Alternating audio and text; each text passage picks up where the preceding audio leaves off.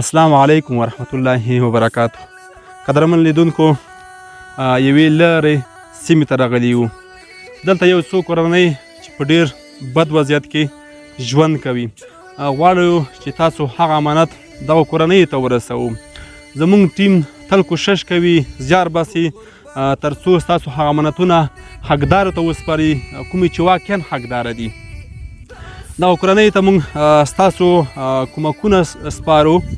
موږ تل کوشش کړی چې داسې لرې ساحو ته لاړ شو، لرې سیمو ته لاړ شو چې هلته تر اوسه پورې نور داسې څوک نه دي راغلي چې دغه کورنۍ سره یې کومکونه کړي دي. نو دغه د خیر کاروان به انشاءالله هرې سیمې ته ځان رسوي، هغو سیمو ته چې تر اوسه پورې څوک نه دي تللي. ستاسې هغه امانتونه به رسوي کوم چې تاسې موږ باندې باور کړی او موږ ته هم رالیږلي دي. نو موږ کوشش کړی، موږ تل زیار بسلی چې تاسو هغه کومکونه حقدارو ته وسپارو څوک چې واقعا حقداره دي. موږ سره واوسئ، موږ ستاسو دغه امانت دغو خلکو ته سپارو. موږ سره مل پاتې شئ.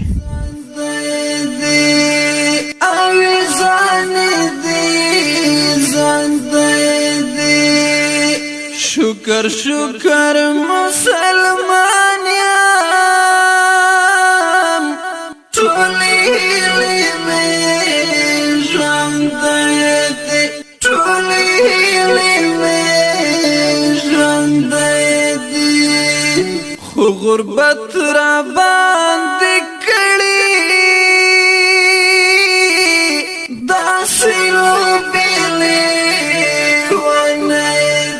داسې لوبېلې ونه دي.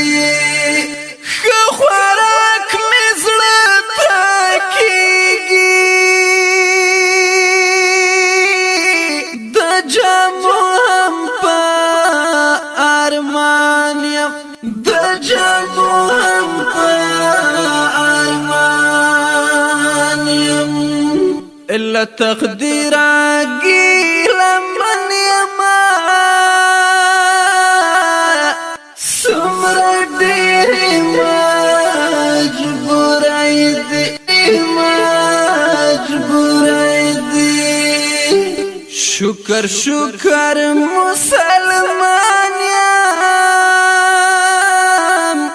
ټولې هیلې مې ژوندی دي، ټولې هیلې مې ژوندی دي، خو غربت را باندې کړي داسې لوبېلې ونه دي، داسې لوبېلې ونه دي. کور کې ټول رانه تاویږي، ژوند هر سره نه غواړي، د ژوند هر سره نه غواړي، خو د هیلو لارې بند را تنه مرد غریبی دي، های نه مرد غریبی دي. شکر شکر مسلمان یم، ټولې هیلې مې ژوندی دي، ټولې هیلې مې ژوندی دي، خو غربت را باندې کړي داسې لوبېلې.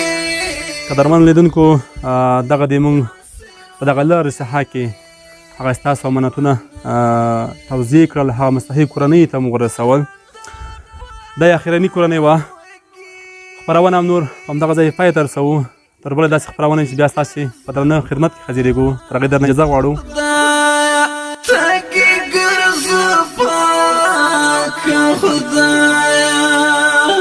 غم اخیست